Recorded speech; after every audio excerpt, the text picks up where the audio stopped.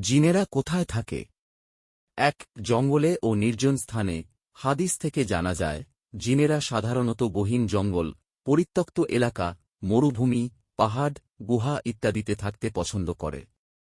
২. Toilet, গর্ত, ময়লা জায়গায়। হাদিসে বলা হয়েছে, জিনেরা বিশেষ করে নাপাক ও অপবিত্র স্থানে অবস্থান করে। এজন্য বাথরুমে যাওয়ার আগে আমরা দোয়া পড়ি, আল্লাহুম্মা ইন্নী আউযুবিকা মিনাল খুবুসি ওয়াল খাবাইস। অর্থ, হে আল্লাহ, আমি আপনার কাছে শয়তানি জিন ও জিন্নিদের ক্ষতি থেকে আশ্রয় চাই। ৩. মানুষের আশেপাশেও। কিছু জিন মানুষের ঘরের আশেপাশে থাকে।